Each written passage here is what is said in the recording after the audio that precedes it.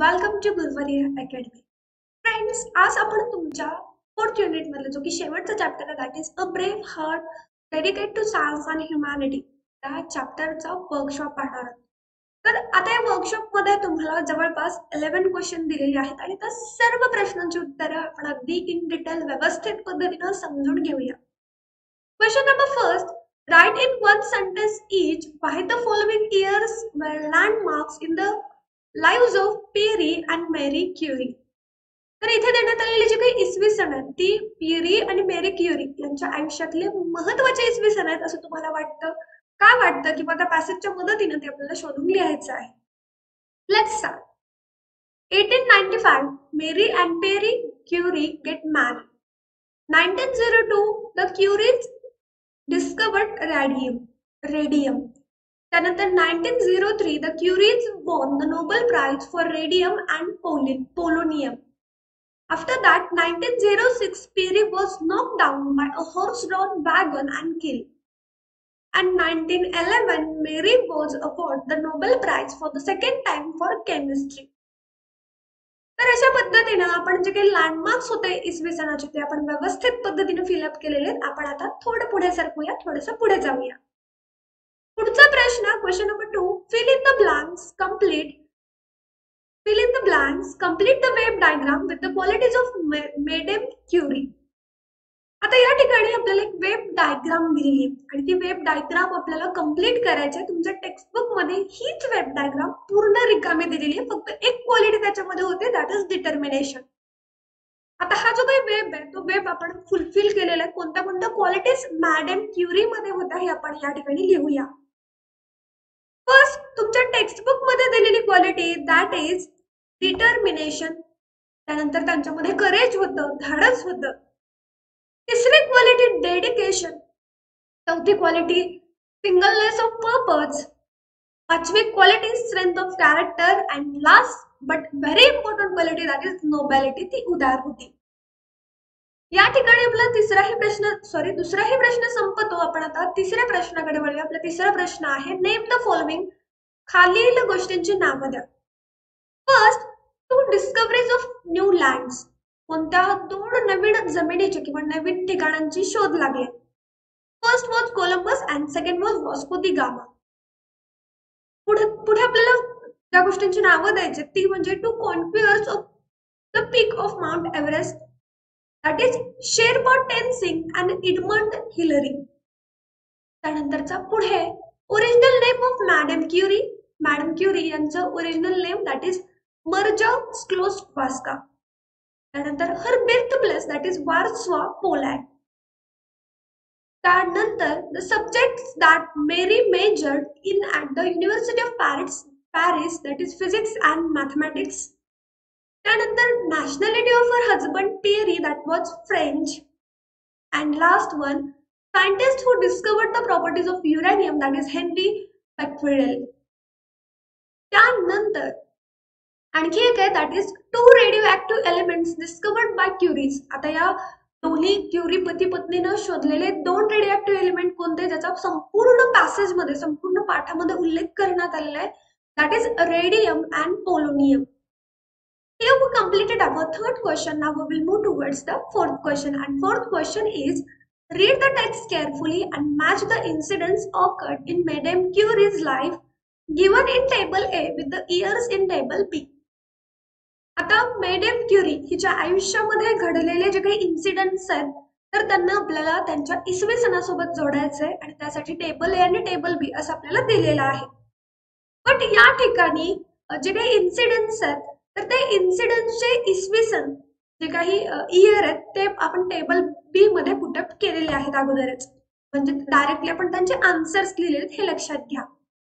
So first incidents from table A that is Henry Becquerel discovered that uranium had the property where radioactive elements can give off rays which can penetrate substances that are opaque to the light. And this occurred in 1896. Second incident, Maria Sklodowska was born in Warsaw, Poland in 1867. After that, Mary was awarded Nobel Prize that this occurred in 1911. Fourth, discovered radium. This occurred in 1902, and last one, Mary passed away in 1934. Here we completed our fourth question, which we had to match, and we did it. Now we will move towards the fifth question, that is think and answer in your own words. विचार करा आणि स्वतःच्या शब्दांमध्ये उत्तर द्या. First question, what common characteristics did Mary and Perry share as a student? विद्यार्थी म्हणून मेरी आणि पेरी त्यांच्यामध्ये कोणते गुणधर्म होते? And answer, both Mary and Perry were brilliant scientists. Sorry, या ठिकाणी सायंटिस्ट आहे, तर मेरी अँड पेरी हे दोघेही ब्रिलियंट सायंटिस्ट होते. दे वर पुअर बट डेडिकेटेड. ते गरीब होते पण ते मात्र खूप निश्चयी होते. Second question, which of the two scientist was greater than the other, say why? आता मेरी आणि क्युरी यांच्यापैकी मोठा वैज्ञानिक कोण होता आणि का? कशावरून ओळखलात तुम्ही हे? त्याचं उत्तर बघा, Mary was greater because Pierre support and assist her in the experiments. त्यानंतरचा पुढचा प्रश्न, why was the gift of a ton of pitchblende a great stroke of luck to the Curies? तर ऑस्ट्रियाचा जो काही एम्परर होता त्यांनी या कपलला एक टन पीच ब्लेंड दिला होता आणि तोच लक स्ट्रोक होता या क्युरीज साठी, असं का? याचं उत्तर बघा, pitchblende was an expensive substance and the Curies need it in a large quantities to conduct their experiments. The Curies were poor and could not afford it. Hence, the gift of a ton of pinch blend was like a stroke of luck to them. तर pinch blend खूप महागडा पदार्थ होता, पण त्यांना या क्युरीजला, Marie Curie आणि peri Curie या दोघांना सुद्धा प्रयोग करण्यासाठी याची खूप गरज पडायची. आणि मग ते खूप गरीब होते, त्यांची परिस्थिती खूप हालाखीची होती आणि त्यामुळेच ते त्यांना परवडायचं नाही. आणि जेव्हा त्यांना ही भेटवस्तू मिळाली पीच ब्लेंडची, एक टन पीच ब्लेंड मिळाला, तर त्यांना असं वाटलं की त्यांचं नशीब आता खुललं. पुढचा प्रश्न, question D, beside the uses of radium and polonium mentioned in the text, in what other way do you think it is used in the field of medicine? तर पोलोनियम आणि रॅडियम यांचे जे काही युजेस आहेत ते आपल्या टेक्स्ट मध्ये mention करण्यात आलेले आहेत, पण त्या व्यतिरिक्त मेडिकल फील्ड व्यतिरिक्त पोलोनियम आणि रेडियम आणखी कुठे कुठे वापरता येतात? याचं उत्तर आहे, radium shines in the dark, so it is used in the clocks and watches, reflectors and road signs. त्यानंतरचा next question, question E, what proves that Mary Curie was a true lover of humanity and not wealth? कोणती गोष्ट सिद्ध करते की Marie Curie ही मानवतावादी होती, वैभववादी नव्हे? त्याचं उत्तर बघा, Mary did not encash her discoveries, she allowed people to use it for free but use it properly. This shows that she was a lover of humanity and not wealth. Mary क्युरीने जे काही वेगवेगळे शोध लावले आणि ते शोध तिने कोणत्याच शोधाचं पेटेंट घेतलं नाही, तिने लोकांना ते फ्री मध्ये वापरायला दिले आणि यावरून लक्षात येतं की ती मानवतावादी विचारांचे, वैभववादी विचारांचे नव्हे. इथे आपला जो काही पाचवा प्रश्न आहे तोही संपतो. आपण आता सहाव्या प्रश्नाकडे वळूया. आपला सहावा प्रश्न आहे, फाइंड वर्ड्स और phrases from the text that are synonyms to the word brave. तर पॅसेज मधून, आपल्या या पाठामधून ब्रेव म्हणजे शूर या शब्दाचे जे काही समानार्थी शब्द आहेत ते आपल्याला शोधायचे आहेत आणि याचं उत्तर आहे करेजियस, इंडॉमिटेबल.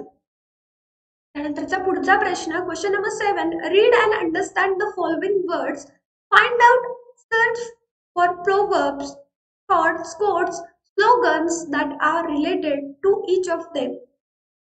आता इथे देण्यात आलेले जे काही शब्द आहेत, म्हणी आहेत किंवा वेगवेगळे शब्द आहेत, तर त्या शब्दांच्या संबंधित एखादा चांगला विचार, एखादा चांगला थॉट, एखादी म्हण किंवा एखादा कोट, स्लोगन आपल्याला शोधून लिहायचा आहे. फर्स्ट वर्ड आहे दॅट इज करेज, आणि बघा त्याच्याशी संबंधित, success is not final, failure is not fatal, it is the courage to continue that counts. त्यानंतरचा पुढचा शब्द आहे स्ट्रेंथ ऑफ कॅरेक्टर, आणि याचं वाक्य किंवा याचं स्लोगन किंवा त्याला प्रोवर्ब म्हणा, that is, you were given this life because you are strong enough to live it. Next, determination. आणि याचा सेंटेन्स आहे where there is a will there is a way, ही एक म्हण आहे. इच्छा तेथे मार्ग आपण म्हणतो. शेवटचा शब्द हार्ड वर्क, आणि याचं उत्तर आहे hard work is the only way to success. त्यानंतरचा पुढचा प्रश्न question number 8, match the branches of science with what fields the study. विज्ञानाच्या अशा ब्रांच, अशा शाखा ज्याच्यामध्ये आपण विज्ञानाच्या वेगवेगळ्या गोष्टींचा अभ्यास करतो, त्यांच्यासोबत आपल्याला त्यांच्या जोड्या लावायच्या in column A and column B. First आहे that is a branch of science that is ecology, आणि त्याच्यामध्ये we study of living organisms and environment. त्यानंतरची सेकंड ब्रांच आहे सायन्सची that is geology, in which we study of solid earth and rocks. After that meteorology, we study of atmosphere. Anatomy, ana means cut, tomy म्हणजे to study, that is study of structure and functions of the body. After that, botany, the study of plant life. Psychology means the study of human mind and emotion. Cosmology means the study of universe. त्यानंतरचा पुढचा प्रश्न question number 9, imagine that your school needs some scientific equipments, apparatus and formulae charts for the laboratory. कल्पना करा तुमच्या शाळेच्या प्रयोगशाळेसाठी काही साहित्य लागणार आहे, काही वस्तू लागणार आहेत, काही फॉर्म्युला चार्ट लागणार आहेत. मग त्यासाठी बघा, being in charge of the science committee, write a letter to the headmaster of your school suggesting him some scientific equipments and apparatus required for standard 10 science practicals. Take help of the information given below to complete your letter. मग तुम्ही science कमिटीचे in-charge आहात, आणि मग तो in-charge म्हणून तुमचे शाळेचे जे काही मुख्याध्यापक आहेत त्यांना पत्र लिहा की तुम्हाला वैज्ञानिक साहित्य हवंय, आणि असं अपॅरेटस, असं साहित्य गरजेचं आहे जे की 10वीच्या प्रॅक्टिकलसाठी खरंच खूप महत्वाचं आहे, आणि त्याच्यासाठी तुम्हाला तुमच्या टेक्स्टबुक मध्ये इन्फॉर्मेशन दिलेली त्याची सुद्धा मदत तुम्ही या ठिकाणी घेऊ शकता. तो याचा आन्सर बघा आता. Answer, Sanjay Sharma, incharge science committee, new English school Akola. 1 जानेवारी 2018 च्या ऐवजी तुम्ही या ठिकाणी 2022 लिहा, 2021 लिहा, कारण हे फार पूर्वीचं पत्र आहे. आता आपण हे पत्र कोणाला लिहितोय? To the headmaster, new English school Akola. Subject काय? Requirement of science lab apparatus और इक्विपमेंट्स. आणि इथून आपल्या खऱ्या पत्राला सुरुवात होते. Sir, as you are aware, there are 10 compulsory experiments in the standard 10 syllabus, 5 each for physics and chemistry.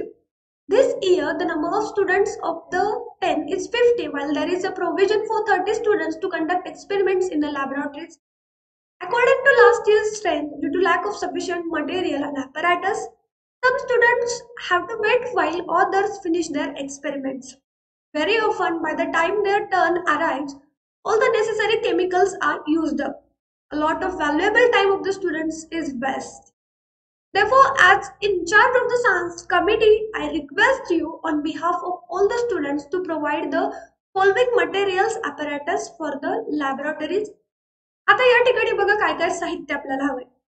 Berners medium साईजचे 10 बर्नर हवेत. टेस्ट ट्यूब स्मॉल साईजच्या 10 हव्यात. कोनिकल फ्लास्क लार्ज साईजचा 1 हवाय. हायड्रोक्लोरिक ऍसिड लार्ज साईजच्या 2 बॉटल्स हवेत. Magnesium large साईजचे 100 ग्राम हवाय. आणि लास्टली परत आणखी बर्नर्स लार्ज साईजचे ते किती हवेत? 5 हवेत. If the above things are made available at the earliest, we will be able to complete all the experiments in time so that we can focus on our attention on the studies. Of course, you will see to it that best quality material is procured. I hope you understand the importance and urgency and do the needful. Thank you. Yours faithfully, Sanjay Sharma. अशा पद्धतीने तुम्ही इमॅजिनेशनचा वापर करून तुमच्या textbook मधली information use करून हे letter लिहू शकता. आफ्टर दॅट पुढचा प्रश्न आहे question number 10. There is no shortcut to success. Expand this maximum with a suitable introduction body with examples and conclusions. Write it in your notebook in about 20 lines. आता बघा या ठिकाणी, तर यशाला कुठल्याही प्रकारचा शॉर्टकट नसतो, याला आपल्याला एक्सपांड करून लिहायचंय. तर बघा याचं उत्तर, everyone wants to achieve success. However, it is the most difficult thing to get. You can get some other things by planning, by paying money, or get things done from others. But to get success, one has to work hard personally. First requirement, it takes time to reach success. It cannot happen instantly. Hard work, patience, and consistency are important. For example, Marie Curie had to work hard for many years in difficult circumstances before she succeeded in her aim of discovering radium. Hence, it is rightly said that there is no shortcut to success. आता आपल्या या workshop मधला शेवटचा प्रश्न, that is question number 11, which is a small project. त्यामध्ये बघा, the life and work and inventions of Marie Curie are given in detail in the text. त्या chapter मध्ये मेरी क्युरीचं जे काही आयुष्य आहे, तिने शोध लावलेले वेगवेगळे शोध हे डिटेलमध्ये देण्यात आलेले. गो टू युअर लायब्ररी, तुमच्या ग्रंथालयामध्ये जा, और search on internet at least 5 famous scientists who have given great inventions to the world. तर 5 अशा वैज्ञानिकांची माहिती शोधा ज्यांनी जगाला खूप मोठे मोठे वेगवेगळ्या शोध दिलेले. First, Isaac Newton, law of gravity. James Watt, steam engine. Graham Bell, telephone. C V. Raman, scattering of light. Louis Pasteur आणि पाश्चरायझेशनची जी काही प्रक्रिया आहे ती दिलेली. आणि अशा पद्धतीनं आपला या चॅप्टरचा जो काही वर्कशॉप होता तो या ठिकाणी संपतो. या ओव्हरऑल वर्कशॉप मध्ये तुम्हाला काही अडचणी असतील तर लगेच कमेंट करा, किंवा आपला जो काही ऑफिशियल नंबर आहे त्यावरती तुम्ही मेसेजच्या स्वरूपात तुमच्या अडचणी विचारू शकता. त्याच पद्धतीने जर तुम्ही आपल्या चॅनलवरती नवीन आहात तर लगेच आपल्या चॅनलला सबस्क्राईब करा. बाजूला असलेल्या बेल आयकॉनवरती क्लिक करा, त्या ठिकाणी ऑल करा, म्हणजेच तुम्हाला व्हिडिओच्या संदर्भातील सर्व नोटिफिकेशन्स मिळतील. त्याच पद्धतीने आपले लाईव्ह लेक्चर्स अटेंड करण्यासाठी आपला जो काही सेकंड चॅनल आहे ज्याचं नाव आहे गुरुबली अकॅडमी लाईव्ह चॅनल, तर त्याला सुद्धा सबस्क्राईब करून ठेवा. विद्यार्थी मित्रांनो, आपले काही सोशल मीडिया अकाउंट्स आहेत आणि त्यांच्या लिंक्स तुम्हाला या व्हिडिओच्या डिस्क्रिप्शन बॉक्स मध्ये मिळतील, त्याही ठिकाणी तुम्ही जॉईन होऊ शकता. तर अशाच पद्धतीनं आता या चॅप्टरशी रिलेटेड इतर व्हिडिओज पाहण्यासाठी तुम्हाला आपल्या चॅनलच्या प्लेलिस्ट मध्ये जावं लागेल. त्या ठिकाणी तुम्हाला 10th स्टँडर्ड इंग्लिश, सेबीएन मराठी मीडियम या फोल्डर मध्ये सर्व व्हिडिओज मिळतील, तर ते पहा, त्यांचा व्यवस्थित पद्धतीने अभ्यास करा. लवकरच भेटू आपण पुढच्या सेशन मध्ये. तोपर्यंत बाय गाईज, टेक केअर.